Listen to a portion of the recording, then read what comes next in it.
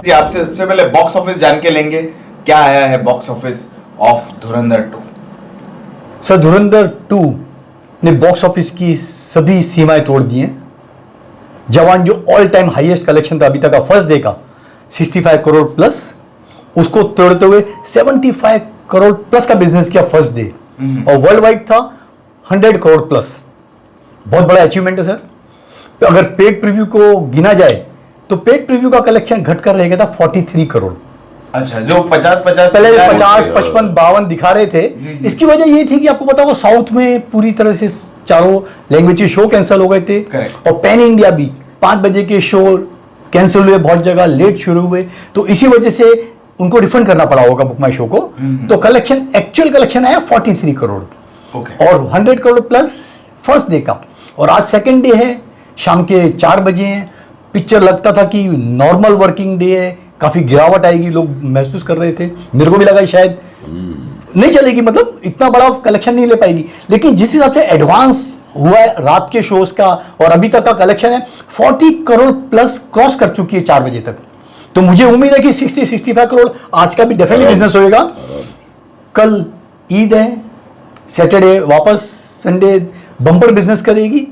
Overseas में भी strong जा रही है। It's going to be all time blockbuster, ये मैंने पहले भी कहा था। मुझे पहले पार्ट से सेकंड बहुत अच्छा लगा, क्योंकि फर्स्ट पार्ट में रणवीर बेचारा कुछ कर नहीं पा रहा था, एक बेबस इंसान जैसा खड़ा है। लेकिन इस पार्ट में जो उन्होंने रिवेंज लिया है, कमाल का लिया है।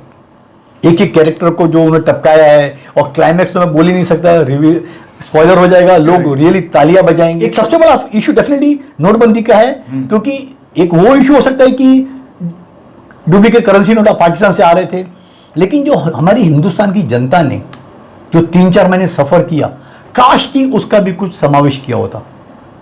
उनको बहुत तकलीफें झेलनी पड़ी थी सर, लाइनों में खड़े थे, आपको पता हो कितने मर गए थे। ट्रैक हो जाता था ना, तो मैच नहीं करता। तो फिल्म की कहानी के साथ कैसे करते हैं? आपकी थोड़ी एक बात और भी सुन लीजिए, जनता कैसे बेचैन। देखिए वो डू दैट ना। देखिए अब जो ये डायरेक्टर का विजन रहता है कि दोनों पक्षों को सुना जाए। आपने अपना पक्ष रख दिया, लेकिन डिबेट तो शुरू हो गया ना आज। इसीलिए प्रोपेगेंडा फिल्म बोल रहे हैं ना।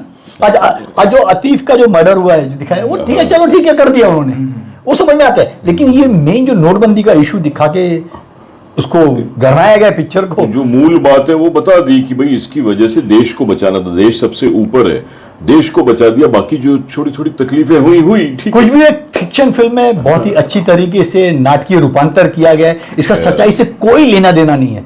इसकी वजह है कि समय समय पे हमारी इंडियन गवर्नमेंट बोलती रहती है कि पाकिस्तान में हमारा कोई रॉ एजेंट नहीं है, कोई स्पाई नहीं है। तो आपने पूरी पिक्चर खुल के दिखाया है कि एक रॉ का एजेंट जाके वहां पर कैसे पाकिस्तान के आपकी उनकी ISI एजेंट हो, आर्मी हो, पॉलिटिशियन हो, पूरा खत्म कर देते हैं सर। कभी भी कोई भी कंट्री अपने एजेंट के बारे में ये नहीं बताएगी कि मेरे रॉ एजेंट्स हैं पाकिस्तान में। पागल थोड़ी ना यार, ये तो छुपाने वाली चीज है। तो यही बोलेगी sorry we don't have any agent, नहीं तो वो सतर्क हो जाएंगे। तो कॉमन सेंस की बात है। कैसे बोलेगा कोई? इस हिसाब से पिक्चर में दिखाया है कि मेरे रॉ एजेंट घूम रहे हैं। लेकिन पिक्चर में जिस हिसाब से दिखाया है कि गवर्नमेंट के ऑफिसर ताल्लुकात कर रहे हैं, बता रहे हैं, उनको इंटेल की इंफॉर्मेशन मिल रही है, लगता है कि इंडियन गवर्नमेंट डेफिनेटली इन्वॉल्वड है सर। फिक्शन है। मुझे सर पार्ट 1 थोड़ा ज्यादा बेटर लगा था पार्ट 2 से, क्योंकि उसमें काफी कुछ कंटेंट था, मसाला था, फ्लैश था। मैक्सिमम लोगों को पार्ट 2 पसंद आया है। और ये फिल्म वाकई में पार्ट 2 जो है पूरी ग्रिपिंग फिल्म है। इसमें एक भी मोमेंट लूज नहीं था, through out it was gripping.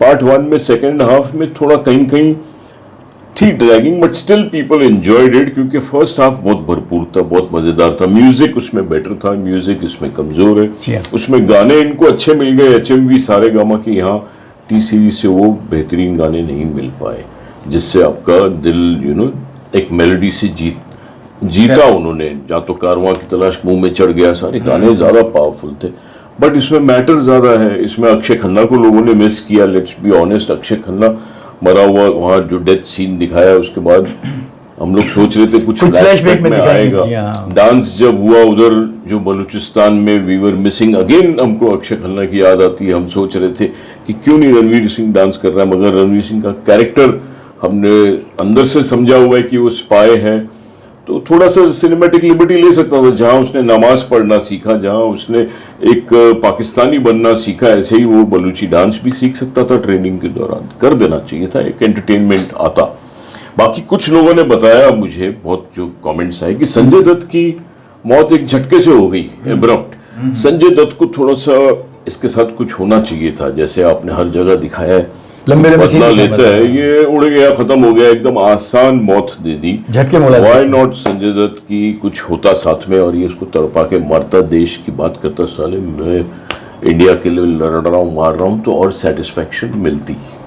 ऐसा काफी लोगों ने कहा मुझे जो देख के आए। बट हाउसफुल जा रही है आज भी, आज इनको भी था, मेरे भी दिल में था कि शायद फ्राइडे बीइंग वर्किंग डे, मगर जब भी एक वर्किंग डे 3-4 हॉलीडेज के बीच में सैंडविच हो जाता तो वो भी हॉलीडे हो जाता। तो ये आज हॉलीडे जैसा ही हो गया है, people are going like mad, सब हाउसफुल। मैंने काफी पब्लिक से भी पूछा, 2 दिन कंटिन्यू मैं खड़ा था, 3-4 शोज मैंने कवर किए। लोगों ने बोला कि सर इसकी 2000-3000 नहीं 10,000 की भी टिकट होती तो भी हम खरीद के आते थे। कुछ लोग जब मिले मुझे पेड प्रीव्यू के दिन, उन लोगों ने बोला कि थोड़ी सी स्ट्रेच लगी पिक्चर। कुछ लोगों ने रहमान डकैत को ज्यादा मिस किया।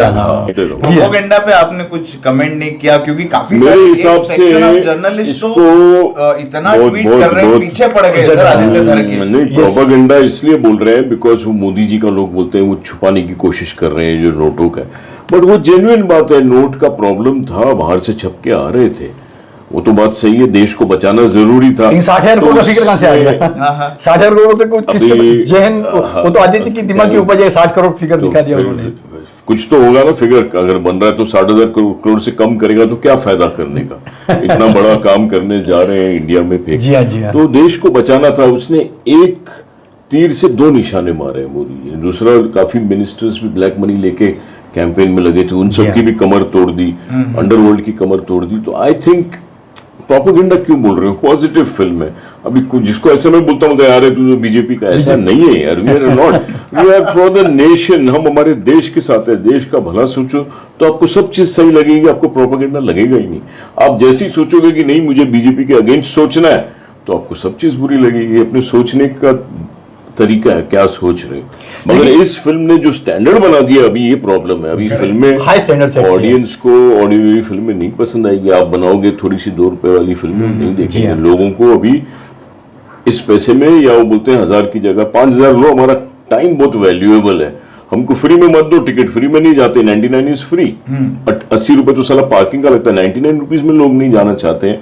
You don't waste our time, if you are taking a time you take 5000 rupees for a ticket, but give us value for money. ये धुरंधर 2 ने सिखा दिया है, इसलिए अभी सारे अपनी कमर कस के सोच रहे करें क्या, सब डरे हुए हैं ऑनेस्टली। और आदित्य धर को एटलीस्ट पद्म भूषण या पद्मश्री जो फर्स्ट अवार्ड होता है नेशनल का, वो मिलना चाहिए, बिकॉज देश के बारे में ही सोचते हुए आ रहा है। देखो आप सर जितनी भी फिल्में बनाई है उसने, देश के deserves to be awarded। Sir अगर 15-20 मिनट का प्रोपेगेंडा का छोड़ दें तो बाकी फिल्म तो पूरी पाकिस्तान को पूरी तरह से नंगा करती है ना सर। उनके हालातों को, उनकी जनता को, उनके पॉलिटिशियंस को, मतलब किस तरह के हालात हैं, मतलब पाकिस्तान वाले देखेंगे तो शर्म से डूब मरेंगे सर कि हमारे देश की हालत ऐसी है, हमारे नेता इतने करप्ट हैं, हमारे IS एजेंट इजराइल से मिले हुए हैं, देश को बेच रहे हैं, जिस हिसाब से एक्सपोज किया, समथिंग रियली वेरी शॉकिंग, तो एक शॉक वैल्यू पिक्चर में। और हर 10-15 मिनट के बाद आपको ऐसा इंसिडेंट नजर आता है कि आप सीट पर बन जाते हो, अरे ये क्या हो गया, हाई पॉइंट हर 15 मिनट वो आदित्य ने पूरी तरह से मेंटेन किया through out the film. Her 10-15 minute के बाद आपको एक इंजेक्शन दे दिया, भैया